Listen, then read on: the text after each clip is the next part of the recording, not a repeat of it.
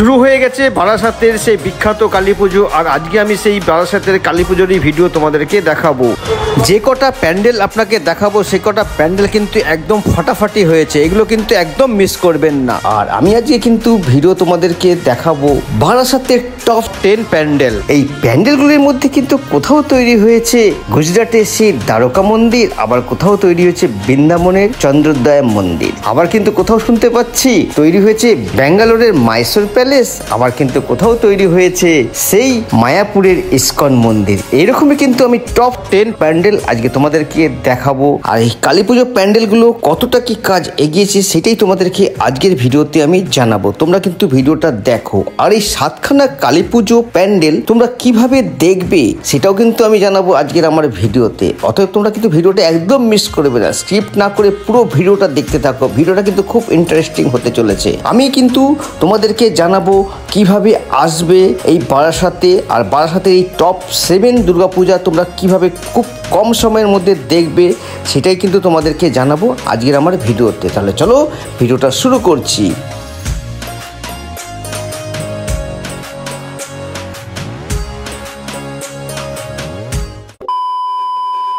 আমাদের বিচারে বারাসাতের নাম্বার 1 কালী পুজো নবপল্লী আমরা সবাই ক্লাবের পূজা প্যান্ডেল। তাদের এবছরের ভাবনা হচ্ছে গুজরাটের দ্বারকা মন্দির। আর এই মন্দিরটি এখানে এমনভাবে তৈরি করা হয়েছে মনে হবে আমি যেন সত্যিকারের গুজরাটের দ্বারকা নগরে এসে পৌঁছেছি। তোমরা কিন্তু এই বারাসাতের আমরা সবাই ক্লাবের যে পূজা মণ্ডপটি তোমরা একবার দেখতে আসবে। মণ্ডপটি কিন্তু খুব সুন্দর কাজ করা হয়েছে, যেমন বাইরে কাজ করা হয়েছে সেরকম মণ্ডপের ভেতরেও কাজ করা হয়েছে। এখানে কিন্তু মণ্ডপটি এত সুন্দরভাবে তৈরি করা হয়েছে তোমরা কিন্তু চোখ ফিরিয়ে রাখতে পারবে না। অতএব আমাদের বিচারে এই মণ্ডপটি কিন্তু নাম্বার 1। চলো তোমাদের একটু সামনে দিয়ে গিয়ে ভালো আরো ডিটেলসে দেখাচ্ছি।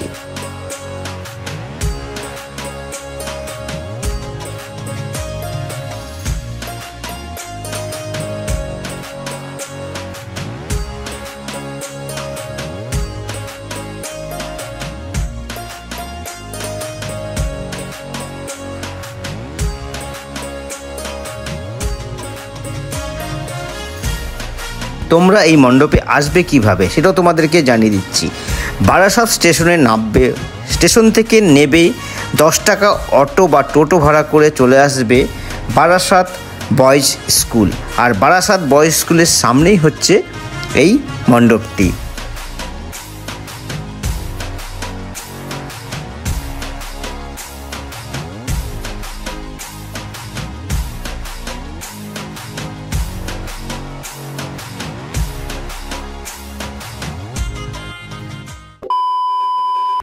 আমাদের বিচারে বারাসাতের দ্বিতীয় মণ্ডপটি হচ্ছে নবপল্লী অ্যাসোসিয়েশন।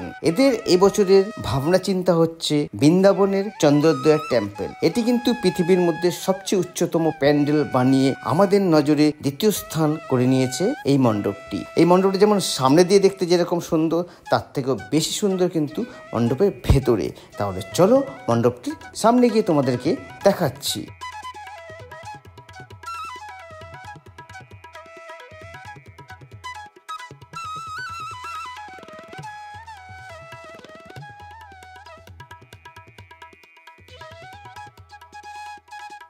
আপনারা এই পূজা মণ্ডপে আসবেন কিভাবে? আপনারা বারাসাত স্টেশন থেকে 5 নম্বর প্ল্যাটফর্ম থেকে বাইরে বেরিয়ে অটো ধরে বা টোটো ধরে আপনারা চলে আসবেন নবপল্লী অ্যাসোসিয়েশন ক্লাবের সামনে। এখানে আসলেই আপনারা এই মণ্ডপটি দেখতে পেয়ে যাবেন।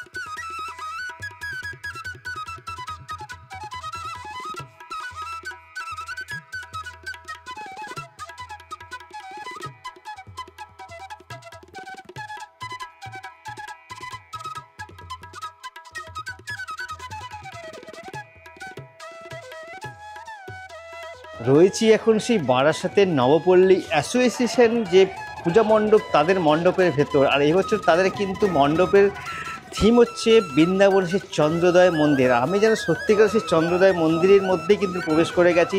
তোমরা নিজেই দেখতেই পাচ্ছ মণ্ডপের ভেতরে যে এত সুন্দর কাজ, ভেতরে যে কত সুন্দর সুন্দর যে শ্রীকৃষ্ণের যে লীলাগুলো যে তুলে ধরা হয়েছে, এত সুন্দর লাগছে দেখতে। বাইরের থেকে কিন্তু ভেতরটার কাজ খুবই সুন্দর। তোমরা কিন্তু এই মণ্ডপটাতে অতি অবশ্যই একবার আসবে।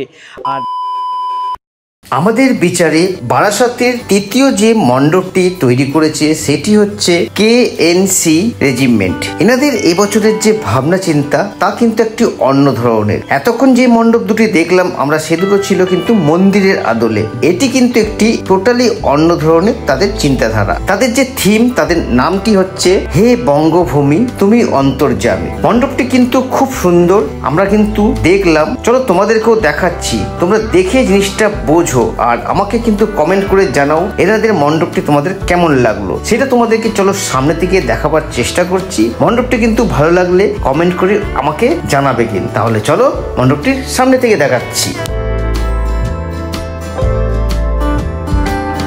এই মণ্ডপে আপনারা আসবেন কিভাবে সেটা তোমাদেরকে বলে দিচ্ছি।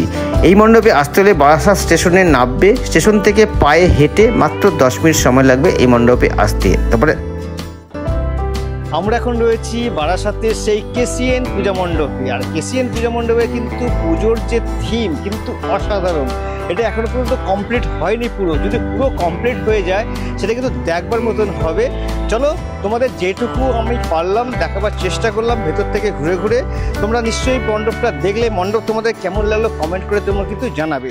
তাহলে আমাদের বিচারে বারাসাতের কালী পুজোর 4র্থ নম্বর মণ্ডপটি হচ্ছে পাইনিয়র পার্কের পূজা মণ্ডপ। এবছর তাদের থিম হচ্ছে ব্যাঙ্গালোরের মাইসিওর প্যালেস। এই যে মাইসিওর ভবনটা বানানো হয়েছে সেটা চলো তোমাদেরকে ভেতর দিকে দেখাচ্ছি। ভেতরে প্রবেশ করতেই সামনে দেখতে পেলাম একটি হাতি।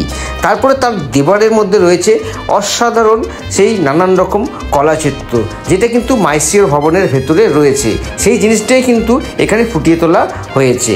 আর যেতে সামনে যেতে আমরা দেখতে পেলাম আরও একটি সেকশন। সেই সেকশনটার মধ্যে দেখতে পাচ্ছি মাইসিওর ভবনের আরেকটি ভবন।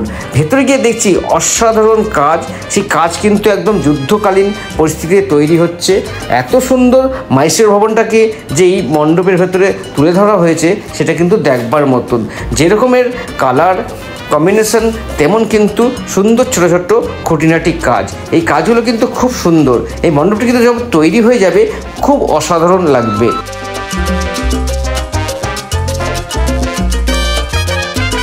আপনারা এই পাইনিয়র অ্যাথলেটিক্স ক্লাবে আসবেন কিভাবে আমি তোমাদেরকে বলে দিচ্ছি। বারাসাত স্টেশন থেকে নামবে, 5 নম্বর প্ল্যাটফর্মের বাইরে বেরিয়ে ওখান থেকে পায়ে হেঁটে মাত্র 2 থেকে 3 মিনিট সময় লাগবে এই মণ্ডপে আসতে।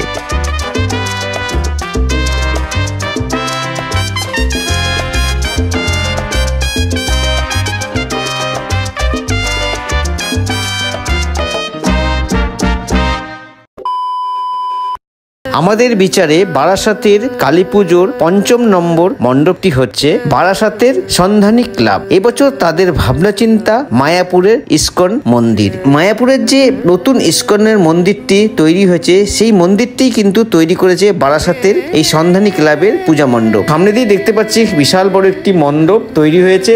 মণ্ডপটি চলো সামনেটা গিয়ে তোমাদেরকে দেখাচ্ছি। মণ্ডপের ভেতরেও কি ধরনের কাজ হয়েছে সেটাও তোমাদেরকে তুলে ধরবো। তোমরা মণ্ডপ কেমন লাগবে কমেন্ট করে জানাবে কিন্তু। তাহলে চলো মণ্ডপটি দেখতে থাকো। মণ্ডপের কাজ কিন্তু ভেতরে হচ্ছে পুরো, এখন পুরো কমপ্লিট হয়নি। তোমাদের যেটুকু কমপ্লিট হয়েছে সেটা তোমাদের দেখাবার চেষ্টা করলাম। মণ্ডপ কেমন লাগলো কমেন্ট করে কিন্তু তোমরা জানাবে।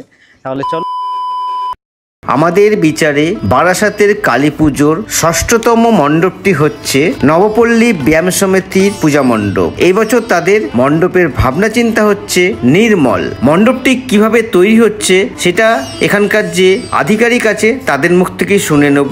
আর মণ্ডপটি কি দিয়ে তৈরি হচ্ছে সেটাও সম্পূর্ণ শুনে নেব তার মুখ থেকে। তাহলে চলো মণ্ডপটি তোমরা দেখতে থাকো। আর মণ্ডপে ঢোকার মুখে কিন্তু আমরা দেখতে পেলাম অনবদ্য লাইটিং এর কাজ। তাহলে চলো মণ্ডপটি তোমাদের দেখাচ্ছি, তোমরা কিন্তু মণ্ডপটি দেখতে থাকো। মণ্ডপ তোমাদের কেমন লাগলো কমেন্ট করে জানাবে। তাহলে চলো মণ্ডপের ভেতরে তোমাদেরকে নিয়ে যাচ্ছি।